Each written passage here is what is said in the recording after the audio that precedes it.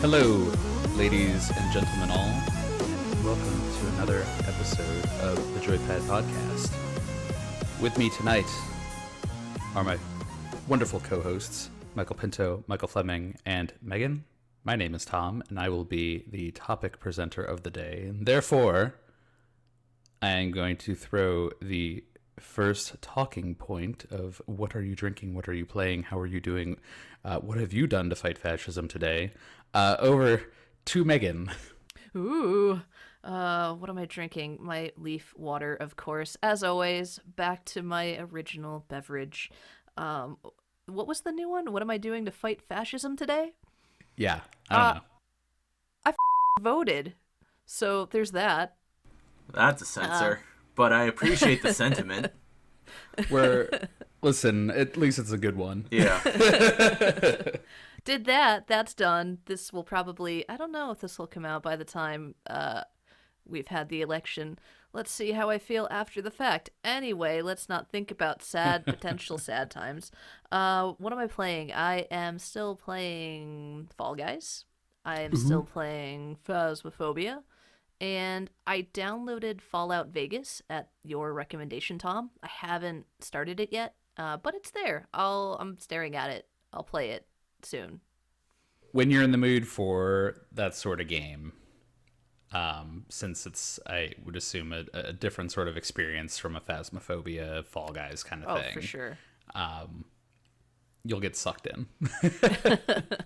I am looking forward to it. I don't want to waste too much time. I don't have too much to talk about. So let's pass it to Fleming. What's up, Fleming? Yo. How are you?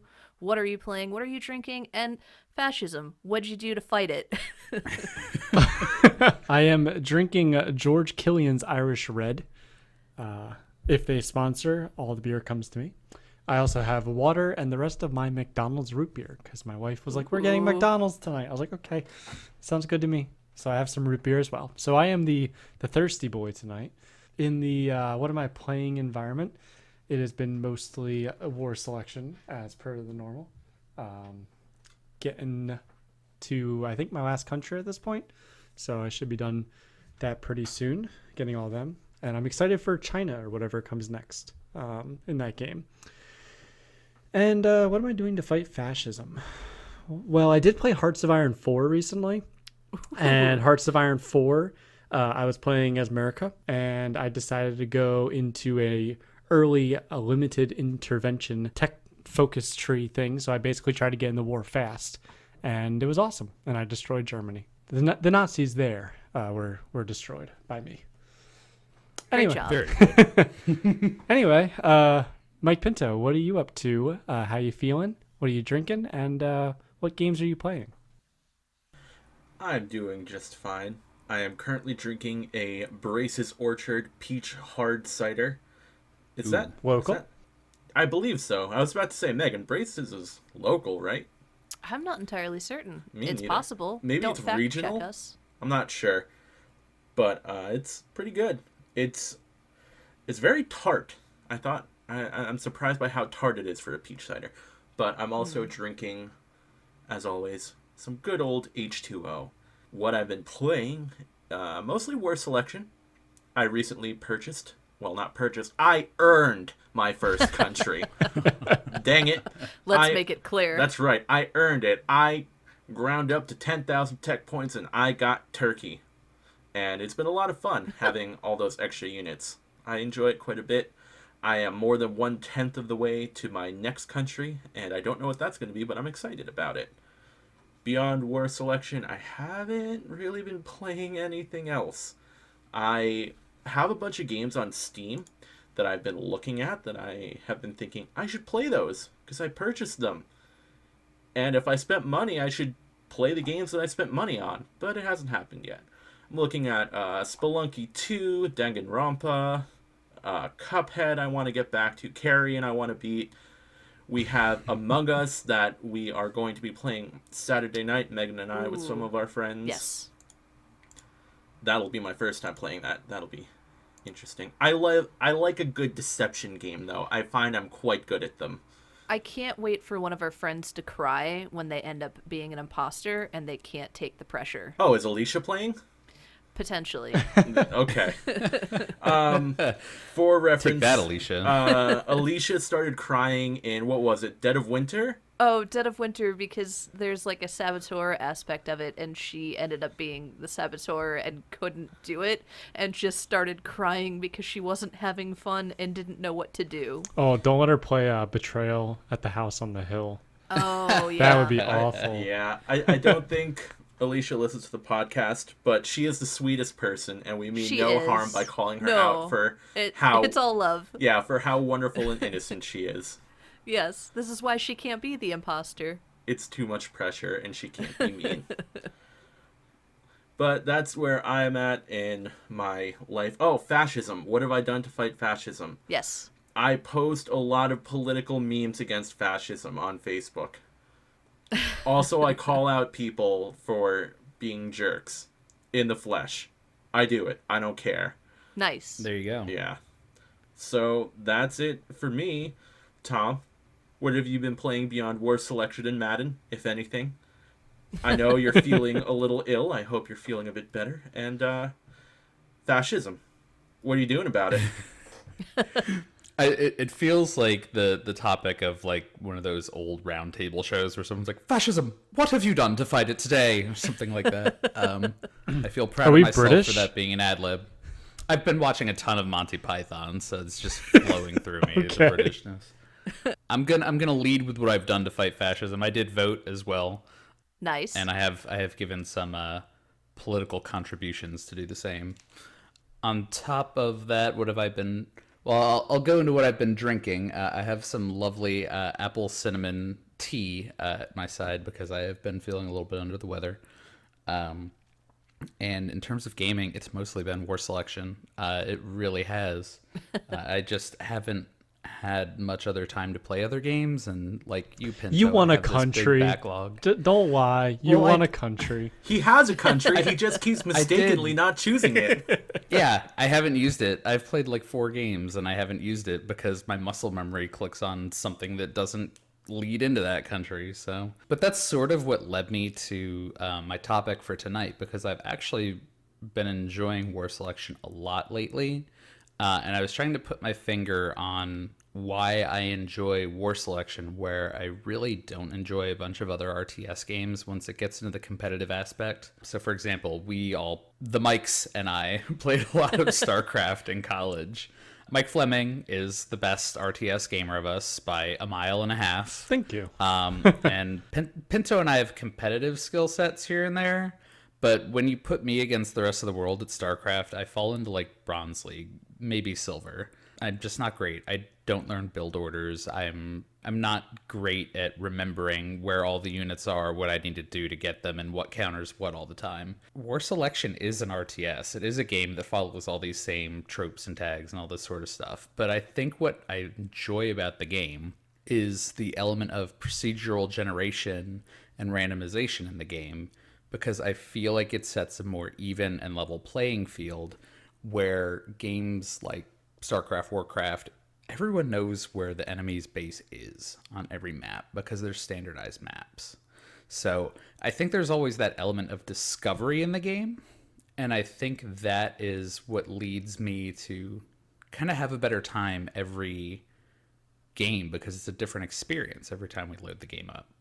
So I wanted to talk about experiences that we've had with procedural generation randomization, how they've impacted the games that we've played. And that was just my springboard. I think my first experience with that, as far back as I can, like the one that I clearly remember knowing that it was randomization, was actually, depending on who you are, Baldur's or Baldur's Gate, where you create a character. In the first one, you could roll the dice and like you would have a different number of points. So you could end up with like, I don't remember the numbers, but let's just say 50 points to spread out among the 6 stats, or you could keep rolling till you ended up with like 80 points and you'd be much stronger at the start. I remember as a little kid I was just like, come on, looking for 88. No whammies, So no like, whammies. that was probably, yeah, exactly. So that was probably my first experience with it. But yeah, I do like that about War Selection. They took that mindset from, I think, from Age of Empires. So a lot of people have probably played Age of Empires before, and they probably use a similar concept there. where your spawn, wherever you spawn on the map, has a certain number of things close to you that don't have, for example, wild animals close to you in that game. So you have one metal that's going to be basically a free metal for you. You're going to have one stone, and you should have one wood line and a couple berries, but we've had a lot of trouble with wood lines recently. So that's probably where I personally get the most frustrated by procedurally generated maps, where like, I don't want to say you're set to lose, but you instantly start with a disadvantage. So well, there's frustrates biases, me. right? Yeah. Like yeah. there's I think that's actually one of the things I kind of like, because, you know, like I said, it makes each game different, and sometimes you have to overcome some adversities, and other times you start with kind of more of an advantage. It's definitely easier when you start with an advantage, but I mean, we've had really interesting games where we've had kind of the smaller end of the map and not as many resources, and we've had to make maneuvers to get those resources. Like, we often talk about what we call the Stalingrad game, where Fleming held out on this giant push of like 3 guys by sending boats over to this uninhabited island to gather all of the resources there. Yeah. And it's weird, right? Like, that sort of map setup is weird, but it's so memorable and interesting. But here's the thing. So, okay, so I'm coming out with the competitive gamer in me, and I know I'm taking a lot of time, but here's my problem with it. If those players were any better, there statistically is very little I can do to win that game. So I've actually played individual 1v1 war selections, and fortunately I haven't had a situation where the map has kind of made it difficult for me. I've actually not lost a game yet in competitive war selection, but the difficulty is where let's say you don't have a medal. It got spawned behind a whole bunch of trees. It's impossible for you to find it. You have to kill several neutral critters on the map to clear one up, and that's where it becomes frustrating for the competitive aspects, you know. So I agree in the strategy perspective. It definitely in more of a friendly kind of competition or a friendly game, it's not as big of a deal. But I don't think you would disagree where you spawn, you're like, where's my medal? Where is it? Oh my god, I can't find it. So well, I think that there's a level of frustration, but I agree in the sense that like there has been times where one of us spawns forward but on a mountain or some kind of defensible terrain, and that is awesome because like it just sets you up for a game where like you're gonna have that unique experience. And I don't disagree about competitive. I think if in a competitive arena, things need to be set up equal, just because that's when things are at stake. But I think, you know, when we're just having fun and we're playing the game, I enjoy the quirkiness. But I see your point. One other game I wanted to bring up, and this might seem a little bit strange to bring into this situation, but I was thinking about it, and I think Stardew Valley actually falls into this category. Really? Because when you think about the mines, the levels are constantly different in the mines. And I think that's what keeps the mines interesting and keeps the desert mine in particular interesting. Because you're always looking for that lucky day. And if you get a good lucky day and you get a lot of nice resources out of one of those mines, you feel really good about yourself. But it's bevied by those days when you go in there and you don't find anything. You find junk. You have a hard time. Granted, the stakes are quite a bit lower in a casual game like Stardew Valley, but it's very, I don't know, it's just, I think if you had the same floors every time you went into the mines, it's much less interesting. Yeah. Yeah, it would be just too predictable. Yeah, and, you know, variety is the spice of life in that sort of, you know, situation. It almost adds kind of a magical quality to that game, too. And I feel like there is, you know, that game kind of carries a subtle kind of mysticism. Yeah. Just kind of all over the place. But your farm never just kind of magically changes over time. But when you get in the mines and the mines start changing, you don't think about it because from a video game perspective, it's just a video game mechanic. Right. But I think it does add that little extra sprinkle of kind of things are different here. I was waiting for Megan to say this game. Oh. So I'm just going to introduce it and then let her talk about it instead. Oh, gosh. The Binding of Isaac. Oh yeah, that is on my list of games to discuss this evening. I love The Binding of Isaac. I know you were like slightly sketched out by the idea, Tom, Yeah. but I but it is like every time you play through it is a unique experience. Not only because the map is randomized and the monsters you encounter, but even the skills that your characters get are different. I've spent so much time playing that game. Like I can't tell you how many hours I've dumped into it. And sometimes you have like a great draw where you have a few easy bosses to get through, and sometimes you just get kicked right in the stomach and it sucks, and you can't get past the first floor in the dungeon that you're exploring. I don't know, Pinto. What are your feelings on Binding? I like it. I'm not very good at it, which is probably why I don't enjoy it as much as you do. Yeah. To be honest, I mean, for me, I think it's a fun game, but I don't get as sucked into it as you do. Right. I think it's like it's my version of Stardew, for me, where like if I want to play a game but then also kind of do something else, I don't have to focus super hard on it, and I can just sit there and waste like a sad amount of time playing the game. But yeah, there's like a great level of randomness to each playthrough, from like the power-ups that you can find to sometimes you might be going through the dungeons and you find no money at all to buy stuff in the shop, until you get to like the later levels, and then there's nowhere to buy anything and you're screwed. Can I say that? You can say that. Yeah. You could say that.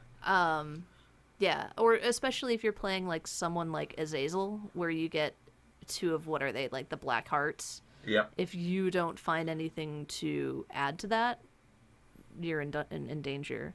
Spelunky is another good one. Yeah. What's that? Oh, Dunyan Rings. Spelunky is one that I was going to bring up because I guess it's my version of The Binding of Isaac. Yeah. It's You've spent way more time with Spelunky than I have. It makes me mad. Right. I have spent a lot of time playing Spelunky. I would just like to say I've never beaten it. I have beaten The Binding of Isaac, but Spelunky. But have you? Yeah, I have. No, I really have.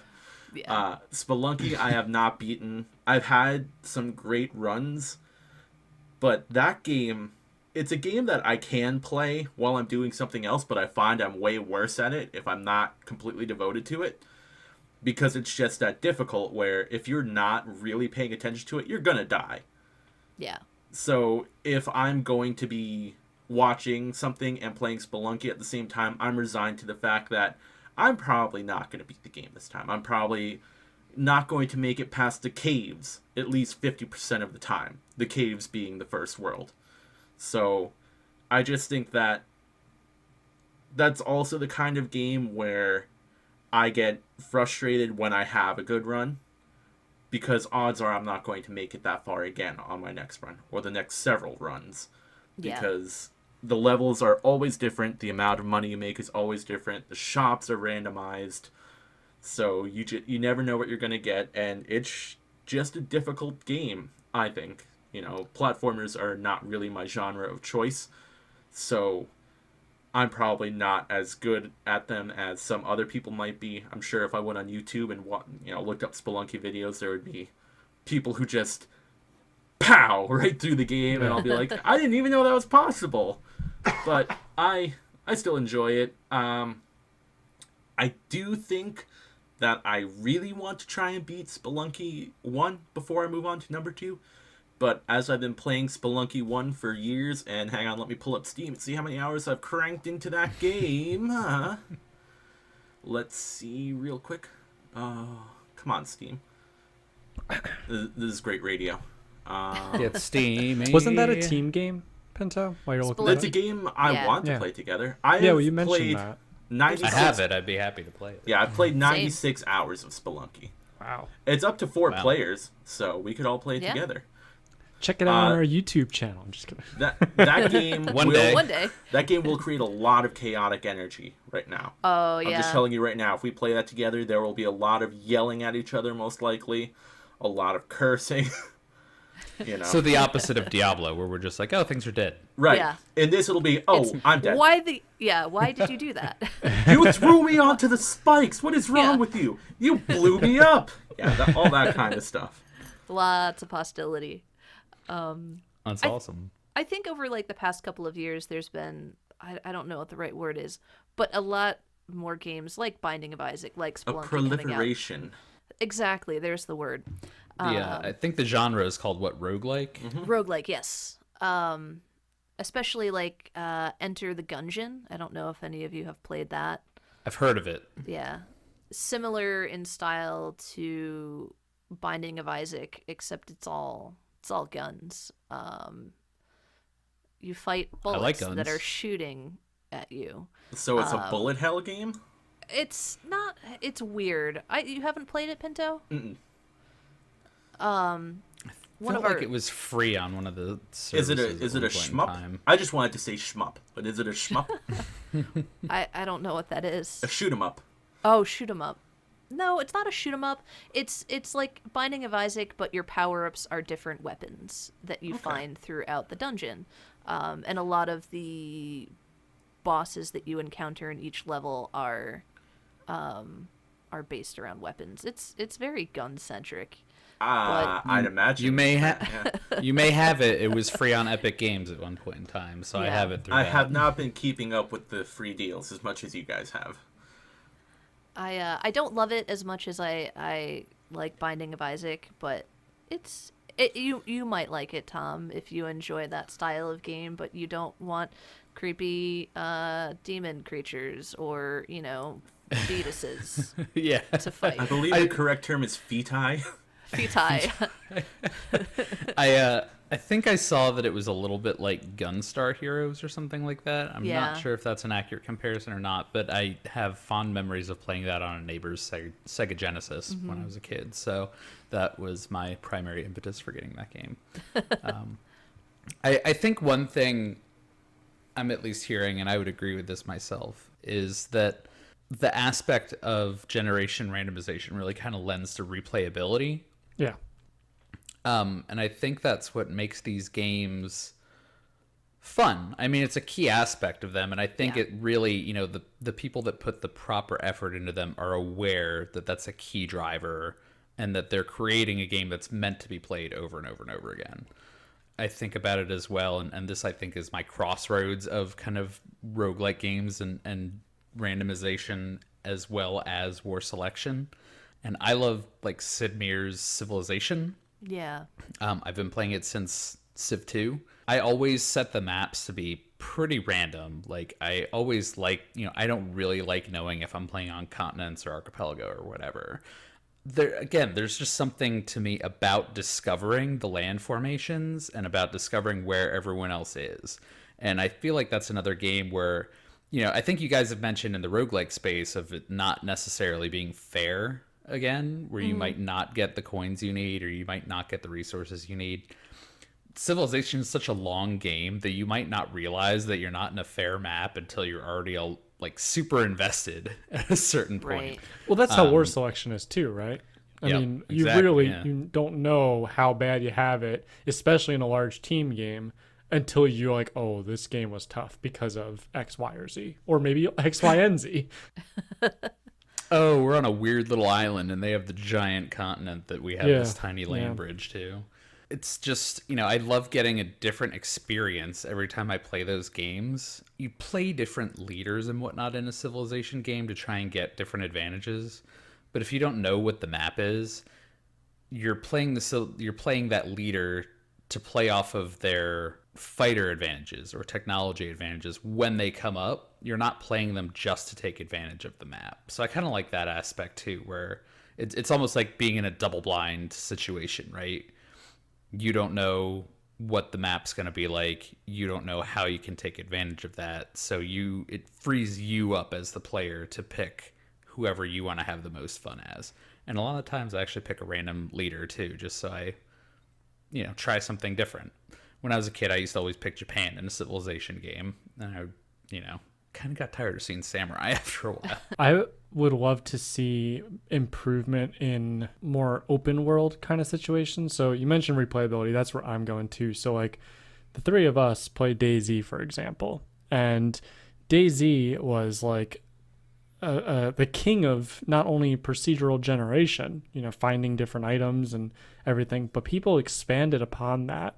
So they started having like built-in scenarios like, oh, there was a cargo, the bandits are securing all their cargo, so you want to get there and kill the bandits and take their stuff or whatever. Those kind of situations are really cool. Same as like in Grand Theft Auto 5 online, you could like be driving around and you end up at like a drug deal or whatever, and you can kill, or like you're among a lot of gang members and you can like fight them all and kill them all and collect some of their loot or whatever too. So that kind of stuff I think is really cool. It's too basic. It follows the same thing over and over, but I hope that like the new Skyrim, whatever Bethesda calls it, the new Grand Theft Auto, if they could expand upon that, built-in scenarios but have twists or something, especially in online where you have to collaborate with other people, I think would make their the experiences really unique. So hoping those kind of games do something in their next versions. It almost feels like if they could build more of the story into the randomization, or have like unique aspects like that, which is a tall ask. I mean, there's a lot of programming that goes into that. Absolutely. But I mean, just imagine how cool that experience. I mean, you put it out there, Fleming, but I think it would just be an awesome experience if you're in a situation like a Grand Theft Auto Online and all of a sudden, you run up on some guys and they actually have some specific details about, oh, they're going to go rob this location at this point in time or something like that. Yeah. And if you show up, then there's a heist going down, and you might know where their getaway car is, and you might be able to just carjack them while they're running away with the bank loot. Or like they have built-in heists that you can buy in Grand Theft Auto 5 online, and they're great. They're just as good as the solo player missions. Having played some of them myself and watched other people play them. But imagine the idea of like, not only can you do those built-in ones where it has all the cool cinematics and everything, but they have heists where you could all get together and raid one of the banks in the game, just because. That would be really cool.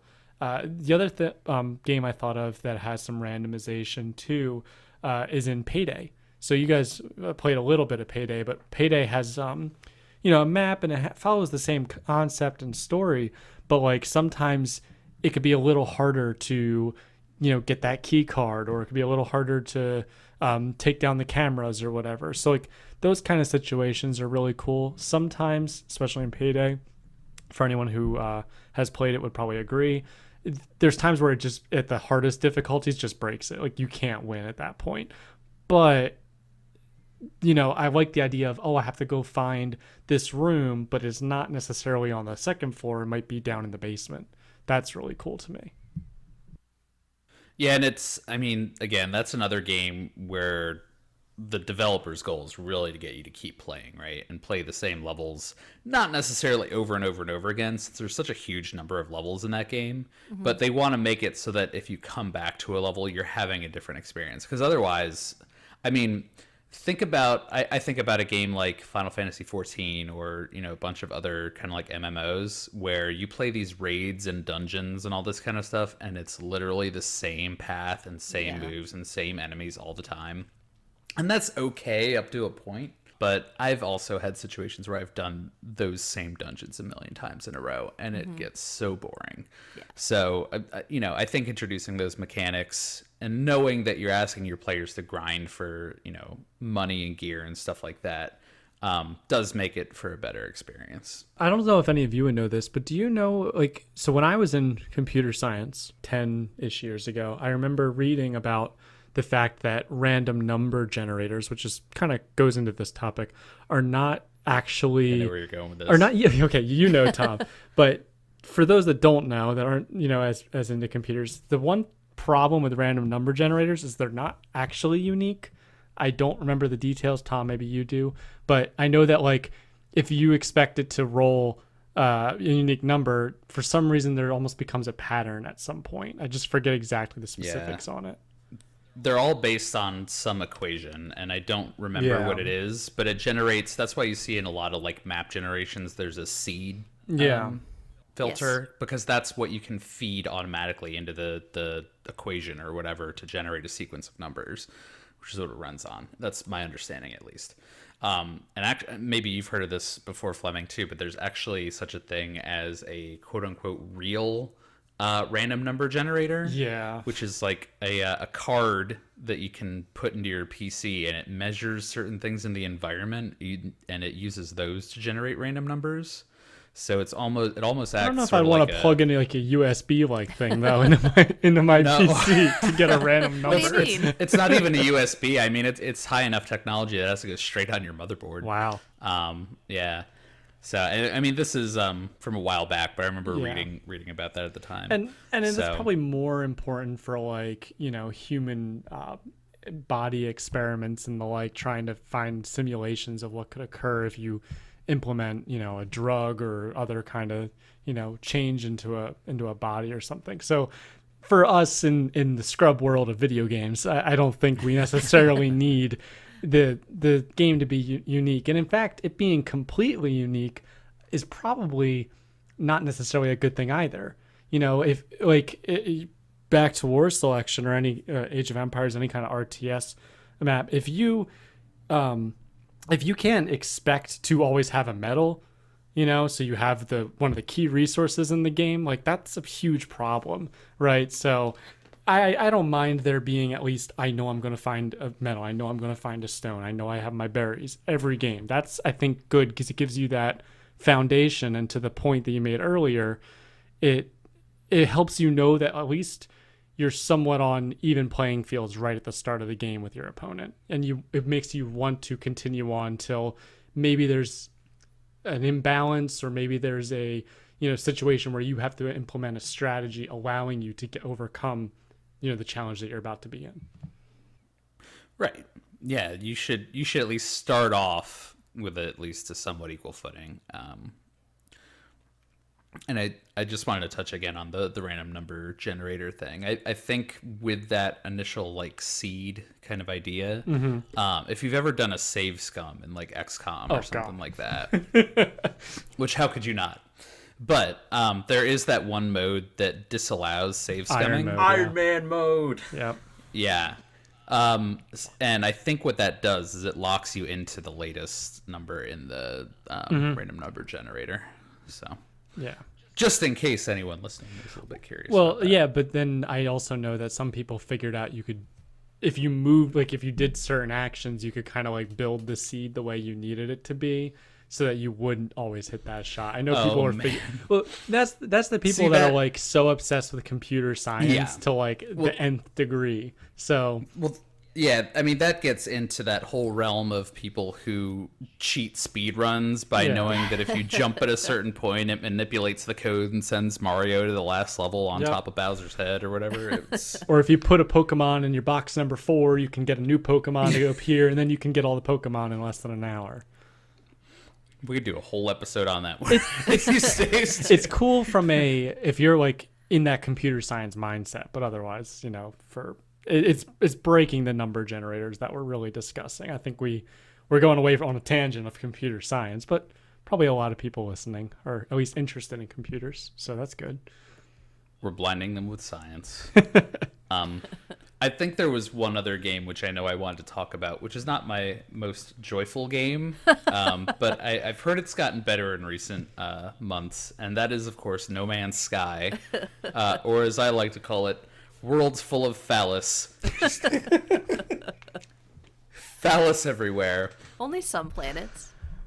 I encountered an extraordinary high rate of such planets, Megan. I guess the RNG was in your favor that day then. Was it Pinto?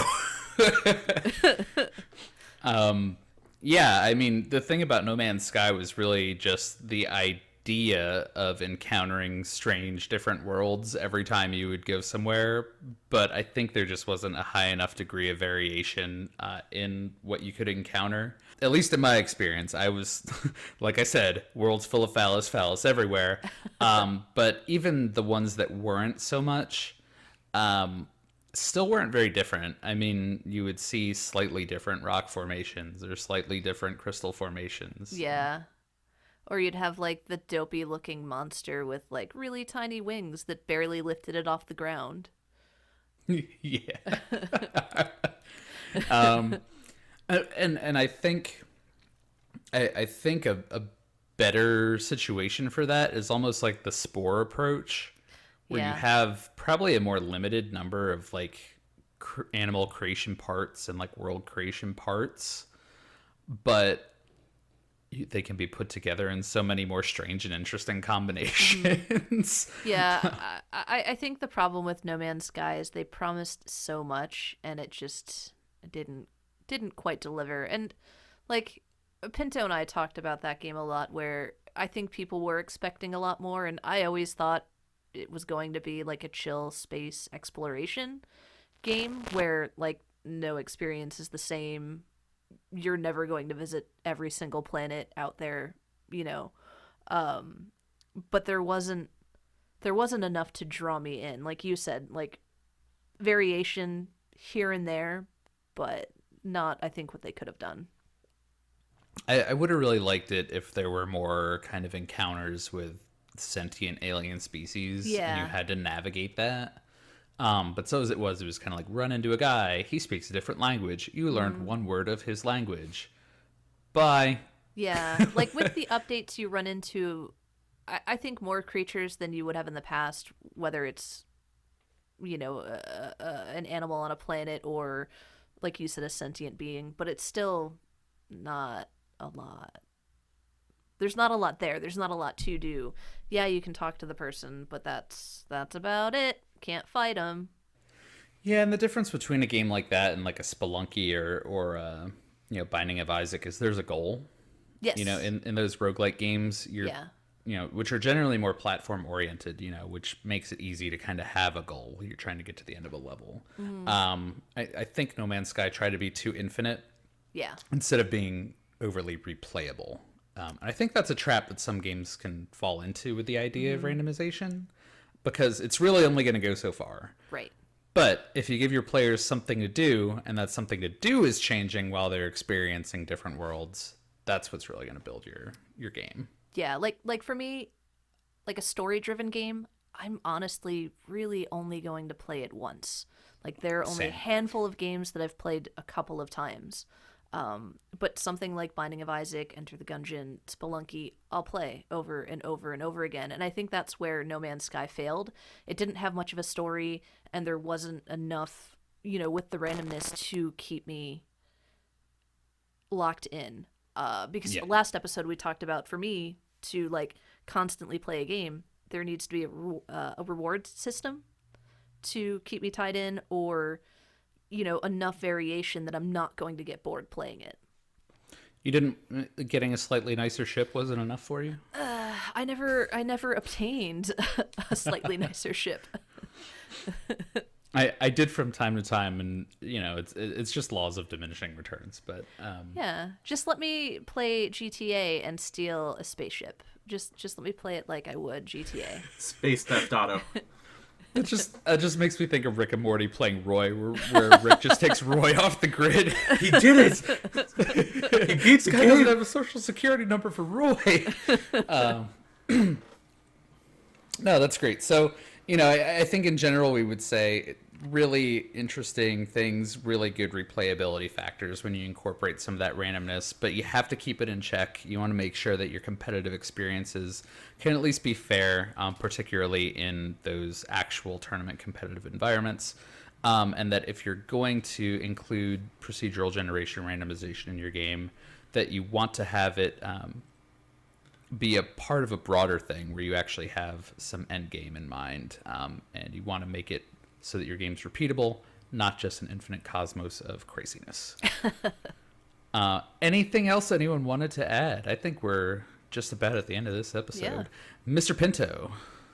There are 3 games I want to mention. I'll just touch on them because one of them we've talked about before. Myself, I've talked about at length, but just got to bring up PT, of course. Yes. Because the procedural generation of that game is what made it so gosh darn terrifying. Even That's a good point. We haven't talked about that at all. It's just the element of the unexpected in that Yeah. one. having played it multiple times, I know that things are going to happen, but I don't know when and where they're going to happen. So it's still scary, even having experienced it quite a number of times. And then I just want to bring up, I guess this is more recommendations than like we have to go into at length talking about them. I just want to bring up Crypt of the Necrodancer, which I don't know if you guys have heard of or played. It is No, go on. a rhythm roguelike dungeon crawler. Yeah. Where That's awesome. you have to move, like your character hops in squares, and you have to move to the beat of the music, or you lose your combo and bad things happen. And you have to attack in time with the music and things like that. The levels are always randomly generated. The enemies are different. You have to find the exit to move down to the next level. And it's really, really difficult. I have only gotten to like the 3rd level. Again, Wow. maybe it's because it's not quite my cup of tea.